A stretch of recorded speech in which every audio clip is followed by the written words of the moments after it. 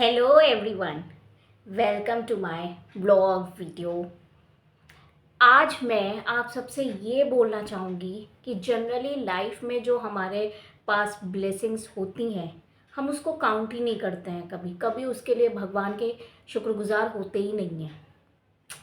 And मतलब हमेशा ये सोचते रहते हैं या भगवान से बोलते रहते हैं या लोगों से बोलते रहते हैं कि अरे भगवान मेरे पास ये नहीं है, या ये इंसान में ये कमी है। मतलब दूसरे की कमियां ही गिनाते रहना, ये बहुत गलत बात है। आप अगर दूसरों की अच्छाई करोगे एंड अच्छी चीज़ें अप्रिशिएट करोगे तो आपको वो दुगना तिगना करके आपको अच्छा ही अच्छा मिलेगा। अगर आप बुराई करते रहोगे तो आप बुरे लोग ही से की कंपनी में आओगे आप, ठीक है। एंड उन्हीं लोगों से पाला पड़ेगा, वो आपको नीचा दिखाएंगे या आप में बुराई निकालेंगे।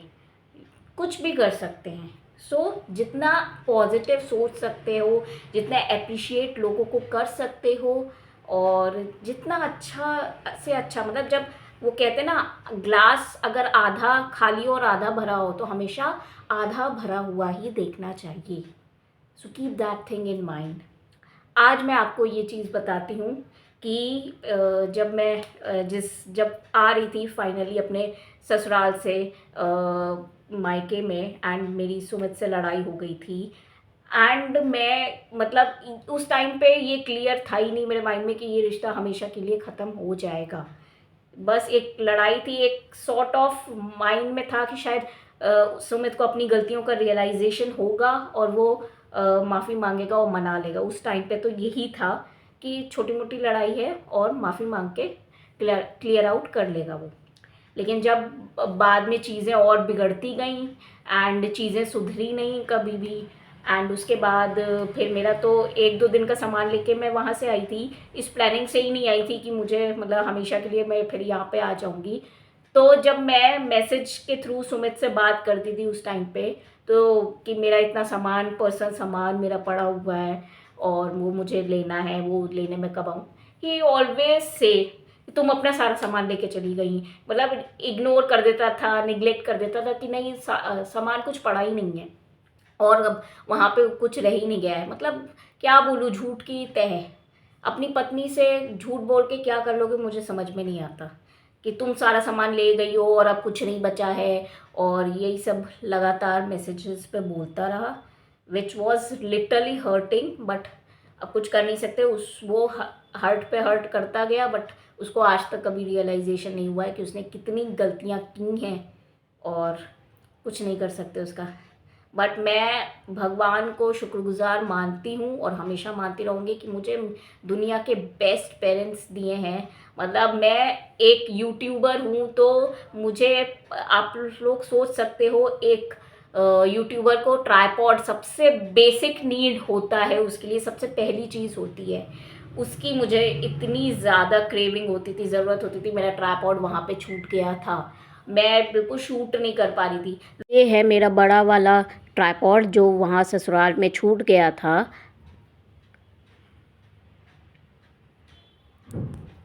और ये है मेरा छोटा वाला ट्राइपॉड जो पापा को जैसे ही पता चला कि मेरे ससुराल में मेरा ट्राइपॉड छूट गया है तो उन्होंने फ़ौरन मार्केट से मुझे नया ट्राइपॉड ख़रीद के दे दिया था।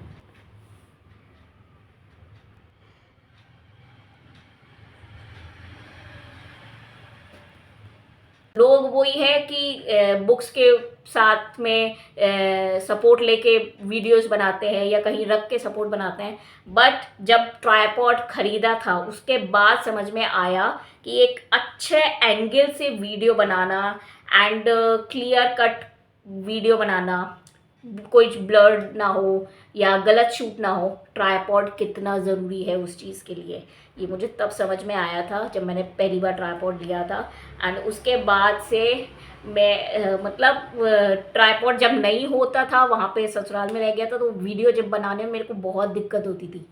कुछ सपोर्ट वपोर्ट नहीं मिल पाता था, मोबाइल बार बार गिरता था इधर उधर। जब वो सामान वहाँ पे रहता था और सुमित तभी भी इग्नोर कर देता था। अब जब डिवोर्स होने हो गया तो तब सामान कहाँ से ये उत्पन्न हो गया। अब आसमान से सामान आ गया, जो इतना सारा ट्राइपॉड वगैरह था, बुक्स वगैरह थी, कपड़े वगैरह के आप कहाँ से आ गए? तो सुमित का दिमाग नहीं है या क्या है, किस एटीट्यूड में रहते हैं मुझे समझ में नहीं आता है। लिटरली आप दूसरे के सामान को कैसे कह सकते हो कि नहीं आप कुछ सामान नहीं रह गए। एंड मैं तो उस टाइम तक तो दूसरी थी भी नहीं, उसकी पत्नी ही थी उस टाइम तक। तो ऐसे अनइमोशनल होना, बिल्कुल कोई अटैचमेंट ना होना और किसी बात का कोई सॉल्यूशन ना निकालना, मतलब इतना ख़राब एटीट्यूड लाइफ में। आई डोंट नो सुमित कैसे इस एटीट्यूड के साथ जीता है। दिस एटीट्यूड विल ऑलवेज उसको डाउनफॉल ही होना है, उसकी लाइफ में कभी भला नहीं हो सकता उसका अगर वो इस एटीट्यूड के साथ ज़िंदगी भर रहता रहा। मैंने बस पापा से कहा अरे यार पापा मेरा ट्राइपॉड वहाँ छूट गया है और मेरे को बहुत ज़रूरत पड़ रही है, व्लॉग्स वीडियोस बन ही नहीं पा रहे, शूट ही नहीं हो पा रहे। पापा ने एक सेकंड के लिए भी नहीं सोचा कि अरे यार चलो वहाँ छूटा है या क्या है कैसा है, आस्था को क्या दिक्कत होगी। उन मतलब he is completely a devoted father, literally मैं बोलूँगी। एंड उन्होंने कहा चलो ट्राईपॉड लेने चलते हैं। एंड उसी समय मतलब एक झट से फ़ौरन से तैयार हुए और हम लोग ट्राईपॉड लेके आ गए। और उस दिन से मैं इस ट्राईपॉड पे जिस मैं अभी शूट कर रही हूँ, छोटा वाला जो है, और तब से मैं उस पर शूट कर रही थी 1-1.5 साल से। एंड मेरे को कोई दिक्कत नहीं हो रही थी, जब जब वीडियो शूट करती थी इतना अच्छा लगता था कि मैं बता नहीं सकती। एंड पापा मतलब इज़ लाइक माई सेवियर। हर प्रॉब्लम्स मतलब जो कहो वो तो सॉर्ट आउट होनी ही होनी है, वो तो एकदम से आपकी चुटकियों में सॉल्यूशन उनके पास होता है। और नहीं भी कहो तो भी उन्होंने मेरे को मतलब ज़िंदगी में किसी चीज़ की कमी नहीं रहने दी है। और इतना ब्लेस्ड फील करती हूँ ना मैं अपने पापा मम्मी के होने से। थैंक यू सो मच कि मुझे दुनिया के बेस्ट फादर मदर दिए हैं। एंड मेरी खुशी जिनके लिए बहुत प्रायोरिटी है उनके जीवन में। एंड मुझे खुश देखते हैं वो लोग खुश हो जाते हैं। तो मैं थैंक यू सो मच पापा एंड मम्मी कि मेरी हर ज़रूरतों को पूरा करना। एंड मतलब आप लोग के लिए मैं अगर कुछ भी कर दूँ ना तो वो मेरे लिए कम है। आप लोग बहुत अच्छे हो। Thank you for being my parents. I love you so much. तो ये था मेरा आज का व्लॉग। और आप लोग को कैसा लगा ये कमेंट सेक्शन में मुझे बताइएगा।